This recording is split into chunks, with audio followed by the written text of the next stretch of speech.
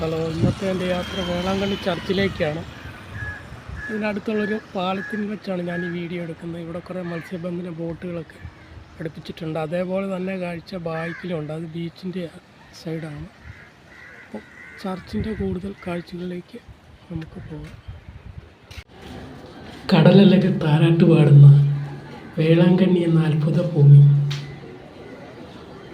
ദൈവമാതാവും ഉണ്ണീശോയും രണ്ട് ബാലന്മാർക്ക് പ്രത്യക്ഷമായ ആ അത്ഭുത ഭൂമിയിലേക്കാണ് ഇന്നത്തെ കാഴ്ചകൾ.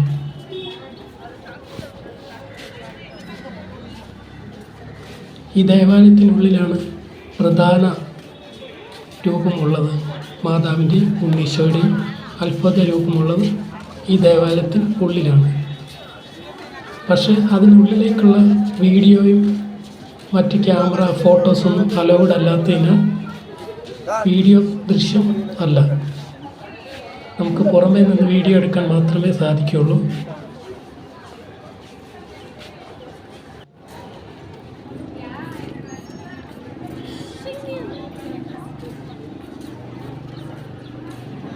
ഇതാണ് ദേവാലയത്തിന് മനോഹരമായ ദൃശ്യം.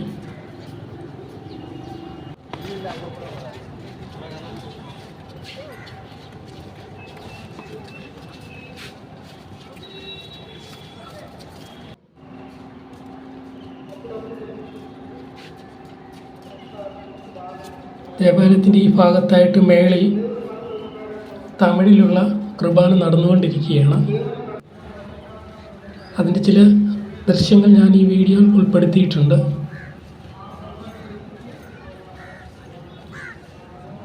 പതിനാറാം നൂറ്റാണ്ടിൽ രണ്ട് ബാലന്മാർക്കും 17-ാം നൂറ്റാണ്ടിൽ പോർട്ടുഗീസ് കപ്പൽ നാവികർക്കുമുണ്ടായ അത്ഭുതങ്ങളാണ് മെയിനായിട്ട് രേഖപ്പെടുത്തിയിട്ടുള്ള വേളാങ്കണ്ണിയിലെ അത്ഭുതങ്ങൾ.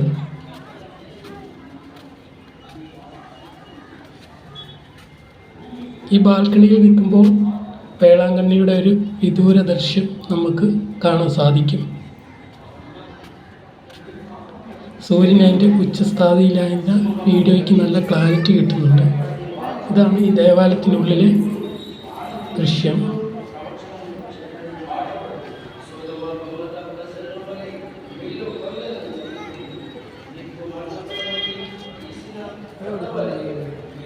അങ്ങ് ദൂരെ വേളാങ്കണ്ണി ടൗണ്, അതിൻ്റെ ഭാഗങ്ങൾ. കാണുന്ന മാതാക്കുളത്തിലേക്കുള്ള വഴിയാണ്. ഇപ്പുറം കാണുന്നത് വർഷിപ്പ് ചർച്ചിൻ്റെ ചില ഭാഗങ്ങളും.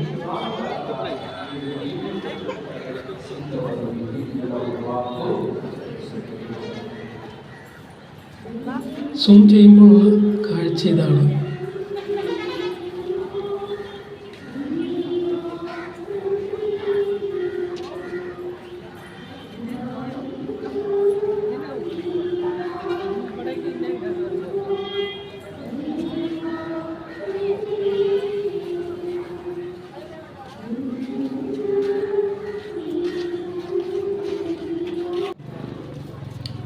ഈ ഭാഗം മുതലാണ് മുട്ടിൽ ഇഴഞ്ഞുള്ള നീന്തുനേർച്ച എന്നറിയപ്പെടുന്ന നേർച്ച തുടങ്ങുന്നതും അവസാനിക്കുന്നത് മാതാവ് പ്രത്യക്ഷപ്പെട്ട മാതാക്കുളം എന്നറിയപ്പെടുന്ന കുളത്തിൻകരയിലുള്ള ചാപ്പലിലുമാണ് അവസാനിക്കുന്നത്. ഇതിന് രണ്ടു വശത്തുമായിട്ട് കുരിശിൻ്റെ വഴികൾ 14 ആലേഖനം ചെയ്തു വെച്ചിട്ടുണ്ട്. അവിടെയൊക്കെ പ്രാർത്ഥിച്ചിട്ടാണ് വിശ്വാസികൾ ചാപ്പലിലേക്ക് പ്രവേശിക്കുന്നതും ഈ നേർച്ച പൂർത്തിയാക്കുന്നു.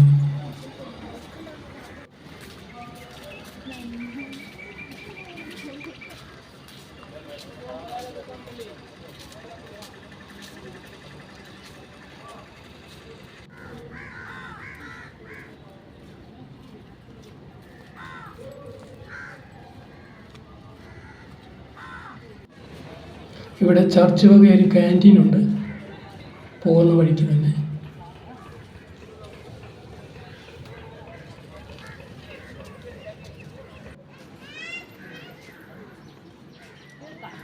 ഇവിടെയാണ് മാതാക്കുളം ഉള്ളത്. അതിൻ്റെ സമീപ പ്രദേശങ്ങളാണ് ഈ കാണുന്നത്.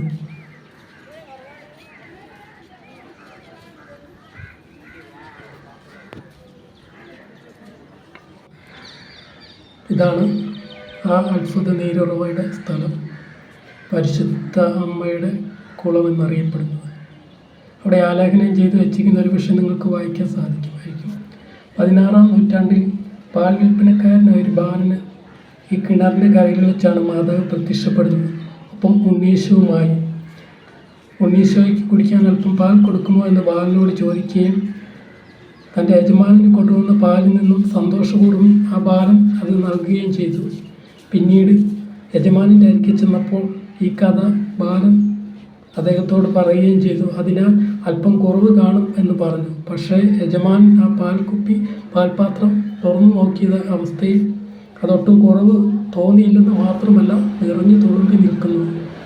ഇതൊരു അത്ഭുതമായിട്ട് അവർക്ക് തോന്നുകയും അവർ രണ്ടുപേരും കൂടി ആ സ്ഥലത്ത് വീണ്ടും വരികയും മാതാവിനെയും ഉണ്ണീശോയും കാണുകയും ചെയ്തു എന്നത് ചരിത്രം. മാതാക്കുളത്തിനടുത്തുള്ള ചാപ്പലാണിത്. ഇവിടുന്ന് വിശ്വാസികൾക്ക് യഥേഷ്ടം മാതാവിൻ്റെ തീർത്ഥം ലഭിക്കുന്നതാണ്. ഇവിടെ മെഴുകുതിരി കത്തിച്ച് പ്രാർത്ഥിക്കാനുള്ള സൗകര്യം ഒരുക്കിയിട്ടുണ്ട്.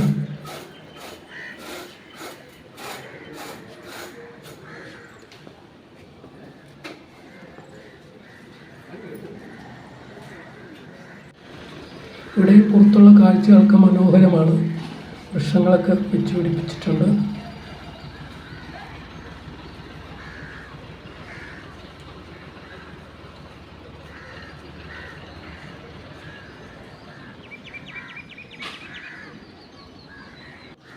ഇവിടെ ഒരു മരത്തിൽ ഒരുപാട് ചെറിയ തൊട്ടികൾ കെട്ടിയിട്ടിട്ടുണ്ട്.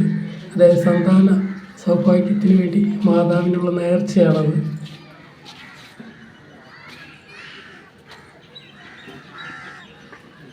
ഇത്തരം ചെറിയ തൊട്ടികൾ കെട്ടിയിടുകയും പ്രാർത്ഥിക്കുകയും ചെയ്യും വഴി അനുഗ്രഹം നേടുന്നു. ഇതാണ് മാതാവിൻ്റെ കുളത്തിലെ 40 നീരുറവ എന്നുള്ള വെള്ളം. അതിന് സമീപത്തായി തന്നെയാണ് പുത്തൻപള്ളി എന്നറിയപ്പെടുന്ന പുതിയ ദേവാലയം ഉള്ളത്. ഒരുപാട് പില്ലറുകളൊന്നും ഇല്ലാത്ത കമാനാകൃതിയിലുള്ളൊരു ദേവാലയമാണിത്. ഇന്ന് ചൊവ്വാഴ്ച ആയതിനാൽ തന്നെ മലയാളത്തിലുള്ള കുർബാനയുണ്ട് 9 മണിക്ക്. അതിനാൽ ദേവാലയം നിറച്ചും മലയാളികളാണ്.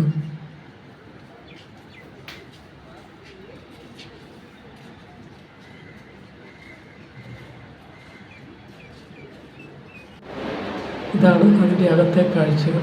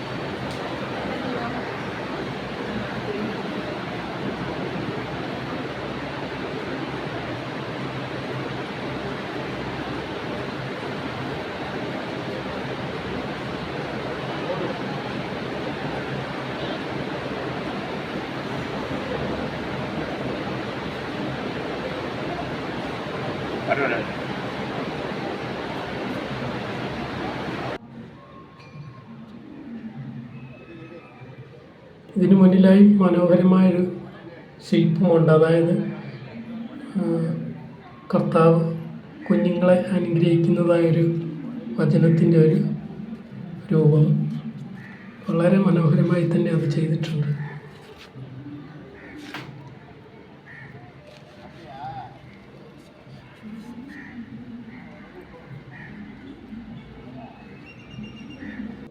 ഇതിന് പുറത്ത് തന്നെ നമ്മളെ അത്ഭുതപ്പെടുത്തുന്നൊരു രൂപമുണ്ട്. കർത്താവിൻ്റെ ദി സേക്രഡ് ഹാർട്ട് സ്റ്റാച്ചു എന്നാണ് ഈ ശില്പത്തിൻ്റെ പേര്. അതായത് കർത്താവിൻ്റെ തിരുഹൃദയത്തിൻ്റെ രൂപം, ഒരു പ്രതിരൂപമായിട്ടാണ് ഈ വലിയ ശില്പം, വലിയ രൂപം ഇവിടെ നിർമ്മിക്കപ്പെട്ടിരിക്കുന്നത്.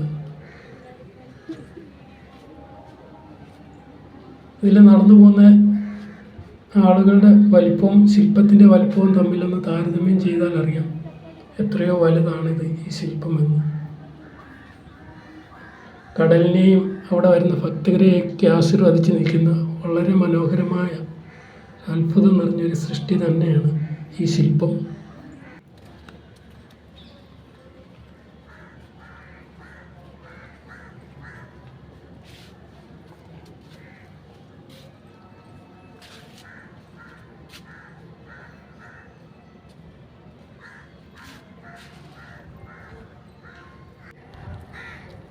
ഇതിനടുത്ത് സമീപത്തുള്ള വഴികളൊക്കെ മരങ്ങൾ വെച്ച് വളരെ മനോഹരമാക്കിയിട്ടുണ്ട്.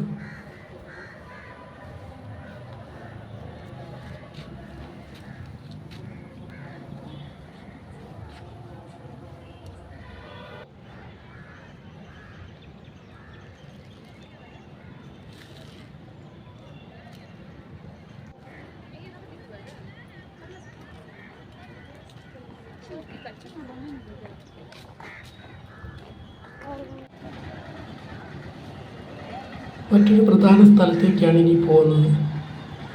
നാട്ടിത്തിട്ട് എന്ന് പറയുന്ന ഒരു ചാപ്പലും അവിടെയാണ് മോരുകാരനായ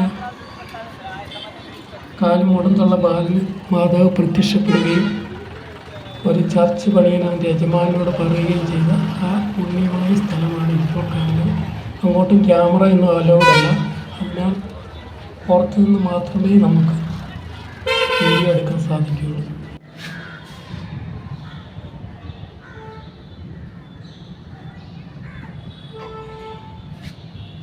ഇവിടെ നടന്ന അത്ഭുതത്തിന് ശേഷമാണ് ദേവാലയം ഉണ്ടാക്കുകയും പിന്നീട് വന്ന അത്ഭുതങ്ങളൊക്കെയും ഇവിടെ നടന്നത്.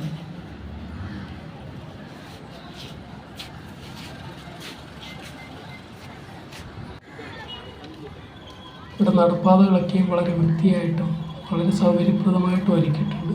വാഹനങ്ങൾക്ക് പ്രത്യേക വഴിയും നടപ്പാത വേറെയും ഒക്കെയായിട്ട്. ഇവിടെ നിന്ന് വർഷിപ്പ് ചർച്ചിലേക്കുള്ള വഴിയാണിത്. ഇവിടെയും പുൽത്തകടികളും ഗാർഡനും ഒക്കെ സെറ്റ് ചെയ്ത് വളരെ ഭംഗിയായിട്ട് നിർത്തിയിട്ടുണ്ട്. ഇവിടുത്തെ പൂക്കളും ചെടികളും വൃക്ഷങ്ങളും ഒക്കെ ഈ ആലയത്തിന് കൂടുതൽ മാറ്റുകൂട്ടുകയാണ്.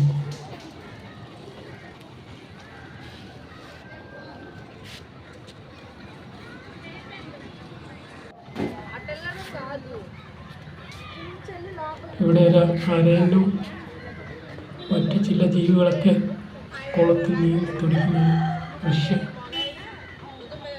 വളരെ ഭംഗിയായിട്ട് തോന്നി.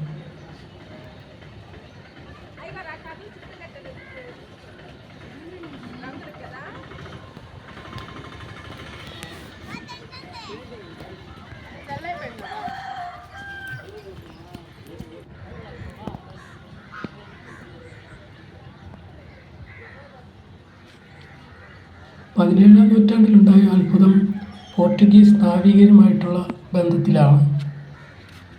ബംഗാൾ ഉൾക്കടലിൽ ചൈനയിൽ നിന്നും ശ്രീലങ്കയിലേക്ക് പോയ ഒരു പോർച്ചുഗീസ് ചരക്ക് കപ്പൽ വലിയ കാറ്റിലും കോളിലും അകപ്പെടുകയും രക്ഷയ്ക്കായി അവർ മാതാവിനോട് മാധ്യസ്ഥം അപേക്ഷിക്കുകയും എവിടെയാണോ തങ്ങൾ ശാന്തമായി അടുക്കുന്നത് അവിടെ ഒരു ദേവാലയം പണി കഴിപ്പിക്കാമെന്ന് അവർ പ്രതിജ്ഞയെടുക്കുകയും ചെയ്തു. അതിനാൽ കാറ്റും കോളും ശാന്തമായി ദൈവഹിതപ്രകാരം തന്നെ അത് വേളാങ്കണ്ണി തീരത്തെത്തുകയും അവിടെ പണ്ട് നിർമ്മിച്ച പുല്ലുമേഞ്ഞ ദേവാലയത്തിന് പകരം ഒരു മനോഹരമായ ആലയം അവർ തീർക്കുകയും ചെയ്തു. അതാണ് 17-ാം നൂറ്റാണ്ടിലെ വലിയ അത്ഭുതമായിട്ട് രേഖപ്പെടുത്തിയിരിക്കുന്നത്.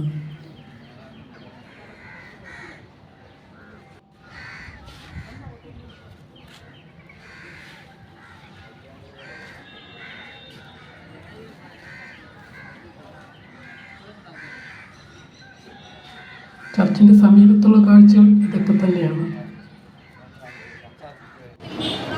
ചർച്ചിന് ഓപ്പോസിറ്റുള്ള കാഴ്ചകളാണ്, അതായത് ബീച്ചിലേക്ക് പോകുന്ന മെയിൻ വഴി. ഇവിടെ രണ്ട് സൈഡിൽ വ്യാപാര സ്ഥാപനങ്ങളാണ്. ഫുഡ് ഐറ്റംസ് ഉണ്ട്, ടെക്സ്റ്റൈൽസ്, കളിപ്പാട്ടങ്ങൾ, സ്റ്റേഷനറി എന്നിവയുടെ സകല ഐറ്റങ്ങളും ഇവിടെയുണ്ട്. നല്ല തിരക്കാണ്.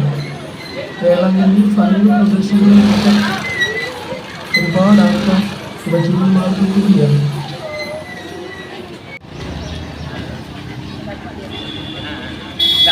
அதிகமான மெசேஜ் போடுறது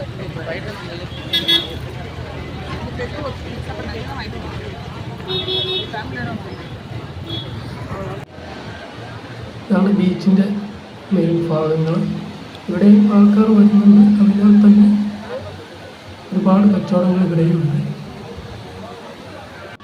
അത്യാവശ്യം നമുക്ക് വാച്ച് ടവർ ഉണ്ടാക്കി ബീച്ചിൻ്റെ ഒരു വേറൊരു വ്യൂ കാണാൻ പറ്റും. ഇതൊക്കെയാണ് വേളാങ്കണ്ണിയിലെ പ്രധാന കാഴ്ചകൾ. വീണ്ടും നല്ല വീഡിയോകളായിട്ട് കാണാം. എല്ലാവർക്കും നന്ദി, നമസ്കാരം.